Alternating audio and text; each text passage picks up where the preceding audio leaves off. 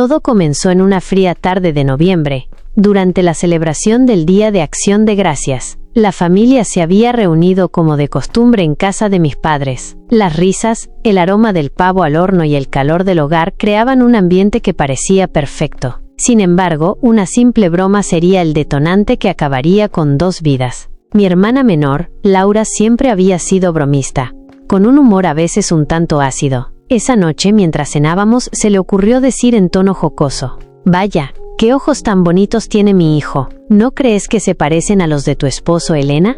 La mesa estalló en carcajadas, incluida yo. Fue uno de esos comentarios que parecen inocentes, de esos que nadie toma en serio, pero algo dentro de mí se removió. Al mirar los ojos de mi sobrino, noté algo que nunca antes había prestado atención. Eran de un tono azul intenso, igual que los de mi marido, Andrés. Los días pasaron, pero la inquietud se quedó conmigo. Empecé a notar detalles que antes ignoraba.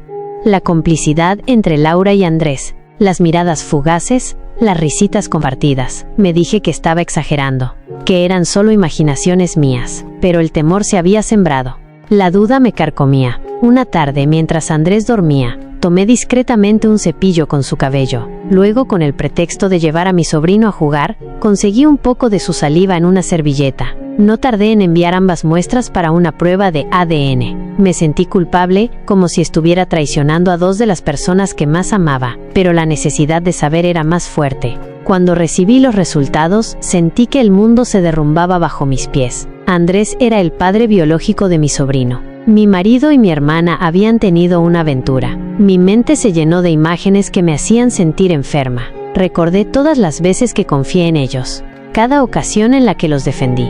Decidí no confrontarlos de inmediato. Necesitaba planear cada paso con cautela. Pasé noches sin dormir, ideando cómo actuar. Sabía que la verdad destruiría nuestra familia, pero ya nada volvería a ser igual. Llegó el día. Los cité a ambos en mi casa, bajo el pretexto de hablar sobre un asunto familiar. Cuando se sentaron en el salón, puse sobre la mesa los resultados de ADN. ¿Pueden explicarme esto? Mi voz temblaba de rabia y dolor. Laura se puso pálida, mientras Andrés se quedó sin palabras. Los segundos se hicieron eternos antes de que ella rompiera en llanto. Lo siento, Elena. Fue solo una vez. No significó nada. Andrés intentó justificarse, balbuceando excusas que no hicieron más que avivar mi furia. La traición era insoportable. Mi hermana, mi sangre, y el hombre con el que había construido mi vida, habían destrozado todo. Decidí poner fin al matrimonio. Presenté la demanda de divorcio, y exigí que Andrés se fuera de casa. Con mi hermana corté toda relación. Ella intentó acercarse varias veces, pero mi corazón estaba roto. La noticia se esparció por la familia como pólvora. Mis padres quedaron devastados. Nuestra familia, fragmentada. Laura también terminó separándose de su esposo cuando él se enteró de la verdad. Hoy miro hacia atrás y me doy cuenta de que esa broma en el Día de Acción de Gracias fue, irónicamente, el regalo que me liberó de una mentira. La vida que creía perfecta se había construido sobre una traición. Ahora, aunque mi camino sea solitario, es un camino de verdad. Parte 2. La caída final. El tiempo pasó, pero las heridas que dejó aquella traición seguían abiertas. Creí que alejándome de Andrés y Laura podría sanar, pero me equivoqué. Cada día era una lucha contra los recuerdos. Lo peor de todo es que aún los veía. Nuestra ciudad no era tan grande como para evitarlos por completo. Laura intentó varias veces reconciliarse conmigo, pero yo no podía soportar su presencia. En una ocasión, se presentó en mi casa sin avisar. Abrió la puerta con una llave que aún tenía, y cuando la vi ahí parada, con los ojos llenos de lágrimas, algo dentro de mí estalló. «¡Sal de aquí!», grité mientras tomaba un jarrón y lo arrojaba contra la pared. Ella se encogió de miedo, pero no se movió. «Por favor, Elena, lo arruiné todo, lo sé, pero eres mi hermana. No puedo perderte». Mis manos temblaban de rabia. Me acerqué lentamente, sintiendo cómo mi corazón palpitaba con fuerza. «Ya me perdiste, Laura. Te llevaste todo lo que me importaba. Mi confianza, mi familia, mi vida». Con lágrimas en el rostro, se fue. Pero esa no sería la última vez que intentaría regresar. Lo que no sabía es que esta vez su desesperación la llevaría a hacer algo aún más imperdonable.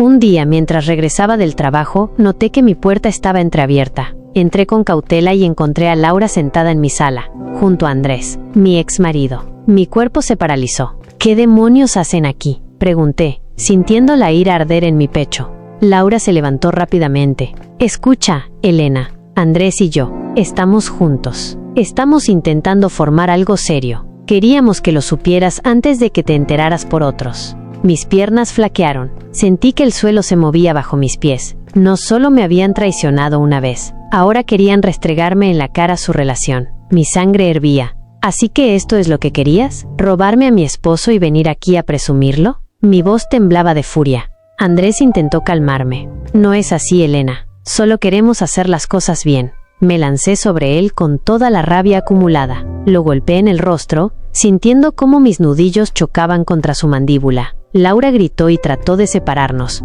pero yo ya había perdido el control. Los vecinos escucharon los gritos y llamaron a la policía. Cuando llegaron, me encontraron encima de Andrés, con las manos ensangrentadas. Fui arrestada. Pasé la noche en una celda fría, pensando en cómo había llegado a ese punto. Al día siguiente, me liberaron con una advertencia, pero sabía que la guerra apenas comenzaba. Laura y Andrés continuaron con su relación, pero el destino tenía otros planes. Poco después, se mudaron juntos, pero su convivencia fue un infierno. Las discusiones eran constantes. Andrés había perdido su trabajo y comenzó a beber. Laura, por otro lado, se hundía en la culpa y la depresión. Una noche, recibí una llamada de mi madre. Su voz temblaba. Elena, Laura está en el hospital. Andrés la golpeó. Está muy mal. Mi corazón se detuvo. Por mucho que la odiara, seguía siendo mi hermana. Corrí al hospital. Al verla en esa cama, con el rostro hinchado y moretones por todo el cuerpo, sentí una mezcla de dolor y rabia. ¿Qué te hizo ese bastardo?, susurré, tomando su mano. Laura abrió los ojos con dificultad. Me equivoqué. Lo siento. En ese momento, comprendí que la vida se había encargado de ajustar cuentas. Andrés fue arrestado y sentenciado por agresión. Laura se recuperó lentamente, pero nunca volvió a ser la misma. Nuestro vínculo, aunque debilitado, comenzó a reconstruirse desde las ruinas. Ahora, años después, seguimos sanando. La traición dejó cicatrices imborrables, pero aprendimos que la sangre siempre nos une, incluso en medio del dolor. Y aunque nunca olvidaré lo que me hicieron, he encontrado la fuerza para perdonar. No por ellos, sino por mí misma. Parte 3. Ecos de venganza. Pensé que, tras ver a Laura en esa cama de hospital y a Andrés tras las rejas, todo había terminado. Me equivoqué. Esa historia de traición y violencia solo había sido el comienzo. Lo que vino después fue un descenso aún más oscuro, una cadena de eventos que me harían cuestionar mi propia cordura y humanidad. Meses después de la recuperación de Laura, la vida parecía estabilizarse. Ella se mudó a un pequeño apartamento en las afueras de la ciudad e intentaba empezar de nuevo con su hijo. Andrés, en prisión, dejó de ser una sombra en nuestras vidas, o eso creíamos. Una noche, recibí una llamada desconocida. Al contestar, solo escuché respiraciones pesadas y un leve susurro. Sé todo sobre ustedes. Nadie se escapa de sus pecados. Se me heló la sangre. Pensé que era una broma pesada, pero esos susurros se repitieron varias noches seguidas. Cambié mi número, pero el acoso continuó. Poco después, empezaron a ocurrir cosas extrañas. Encontré la puerta de mi casa abierta en varias ocasiones, a pesar de que la había cerrado con llave. Una noche, al regresar del trabajo, hallé una foto desgarrada de mi boda sobre mi cama, con los ojos de Andrés y míos tachados con una sustancia roja que parecía sangre. Desesperada, fui a ver a Laura. Cuando llegué, encontré su apartamento revuelto. Ella estaba en una esquina, temblando de miedo, con un cuchillo en la mano. Alguien estuvo aquí, Elena. Me dejó esto, dijo con la voz quebrada, mostrándome una nota que decía: la familia que traiciona muere junta. Sentí que me faltaba el aire. Pensé en Andrés, pero él seguía en prisión.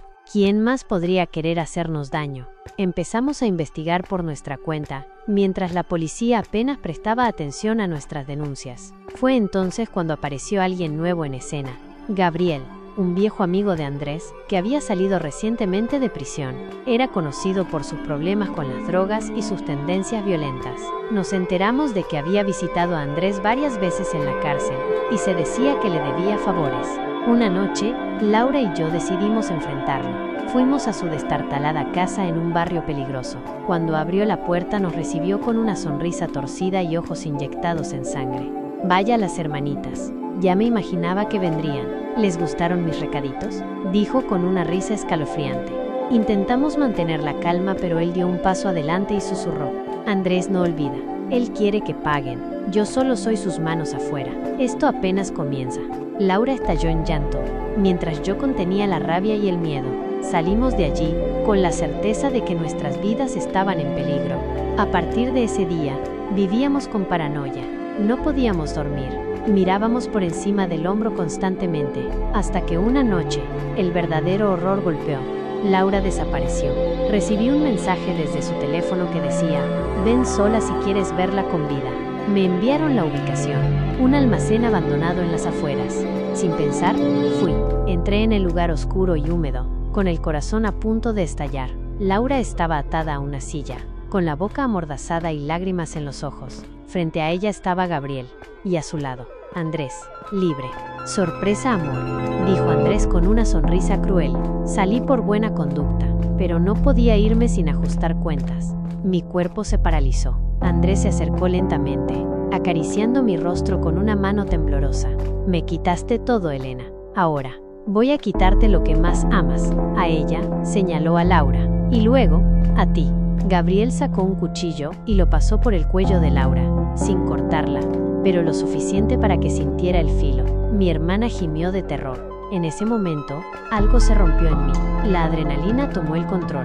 Aproveché un descuido de Gabriel y le arrebaté el cuchillo. Sin pensarlo, lo clavé en su pierna. Él gritó de dolor y cayó al suelo. Andrés se abalanzó sobre mí, pero yo ya no era la mujer rota que dejó meses atrás. Peleamos como animales, rodando por el suelo. Logré golpearlo en la cabeza con una barra de hierro que encontré en el suelo. Cayó inconsciente. Liberé a Laura y juntas salimos corriendo de ese infierno. La policía llegó minutos después. Andrés y Gabriel fueron arrestados. Esta vez no habría segundas oportunidades. Las pruebas de secuestro, agresión y violación de libertad condicional aseguraron que pasarían décadas tras las rejas. Cuando todo terminó, Laura y yo nos abrazamos en medio de las sirenas policiales. Nos habíamos salvado mutuamente. La traición nos había destruido, pero el dolor también nos había unido de una forma que nunca imaginamos. Ahora vivimos lejos de aquella ciudad, en un lugar donde nadie conoce nuestra historia. Seguimos sanando, pero sabemos que las cicatrices siempre estarán ahí. Y cada vez que miro a Laura, veo no solo a mi hermana, sino a la mujer con la que luché por sobrevivir. Juntas, en las cenizas de nuestra vieja vida, construimos algo nuevo. Al-Goril, parte 4. Sombras del pasado. Creímos que al alejarnos de aquella ciudad y empezar de cero en un lugar donde nadie conocía nuestro sufrimiento, habíamos encontrado paz. Pero el pasado es como un eco que se niega a morir. Susurra en las sombras, acecha en cada rincón oscuro, esperando el momento exacto para volver a golpear. Pasaron 2 años desde aquella noche en el almacén. Laura y yo intentamos reconstruir nuestras vidas. Ella consiguió un trabajo como asistente administrativa, y yo logré entrar en una pequeña agencia de publicidad. Vivíamos en un modesto departamento en otra ciudad, lejos de todo lo que alguna vez fue nuestro hogar.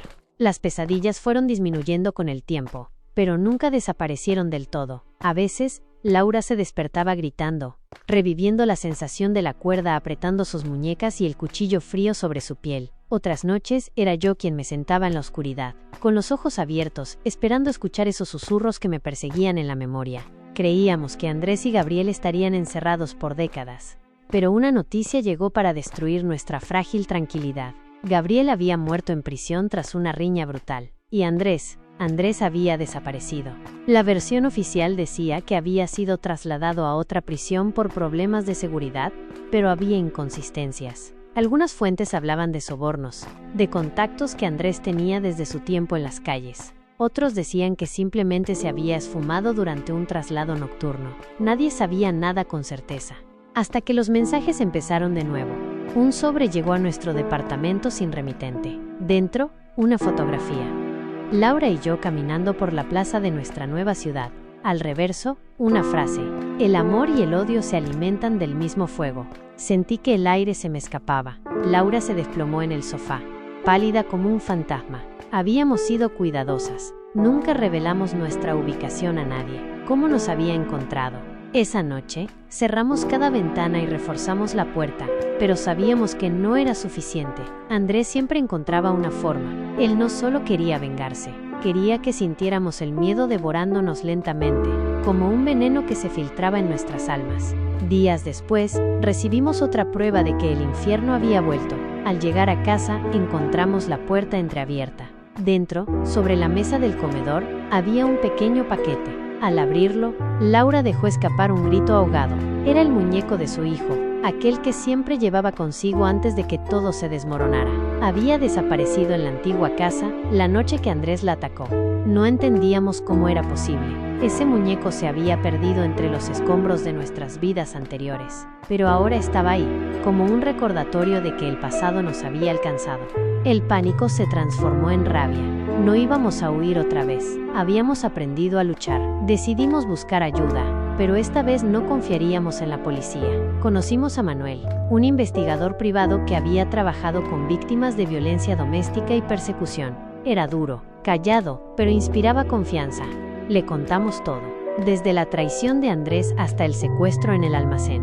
Manuel no se sorprendió. Había visto demasiadas historias como la nuestra. Prometió que encontraría a Andrés antes de que él nos encontrara a nosotras. Las semanas siguientes fueron tensas. Manuel descubrió que Andrés había sido visto en una ciudad cercana, trabajando bajo otro nombre. Parecía que intentaba ocultarse, pero también vigilarnos de cerca. Una noche, mientras Laura y yo volvíamos del trabajo, sentimos que alguien nos seguía. Al doblar una esquina, vimos una silueta conocida. Andrés, de pie bajo un farol, con una sonrisa torcida. Nos miraba como si supiera que el miedo ya se había instalado en nuestro pecho. Corrimos hasta casa. Llamamos a Manuel. Él llegó en minutos, pero Andrés se había esfumado. Esto no va a parar hasta que él quede fuera de sus vidas para siempre, dijo Manuel con voz grave. Decidimos enfrentar a Andrés, pero esta vez con alguien preparado. Con Manuel planeamos tenderle una trampa. Laura lo citaría en un parque, fingiendo estar sola, mientras Manuel y yo lo vigilábamos. El día llegó. Laura se sentó en una banca, nerviosa pero decidida. A los pocos minutos, Andrés apareció. Su aspecto era peor que nunca. Barba crecida, ojos hundidos, pero esa chispa de violencia seguía ardiendo en su mirada. Sabía que volverías a mí, le dijo a Laura con una voz suave, como si aún creyera que podía manipularla. Laura fingió calma. Lo entretuvo mientras Manuel se acercaba sigilosamente. Cuando Andrés intentó sujetarla, Manuel lo inmovilizó con una llave de brazo. Yo salí de mi escondite y vi el rostro de Andrés transformarse en pura furia. «Esto no ha terminado, perra», gritó mientras lo reducían al suelo. Pero esta vez sí terminó. Manuel había conseguido pruebas de sus movimientos ilegales, y con nuestra colaboración, Andrés fue arrestado nuevamente, sin oportunidades de sobornos ni escapatorias. Lo enviaron a una prisión de máxima seguridad, donde perdería hasta la última chispa de poder que alguna vez tuvo sobre nosotras. Cuando volvimos a casa, Laura y yo nos abrazamos con lágrimas. Sabíamos que esta vez el eco del pasado se estaba apagando. Las cicatrices quedarían, pero también la fuerza que habíamos ganado juntas, y en esa fortaleza, construiríamos nuestro verdadero hogar. Juntas, siempre juntas.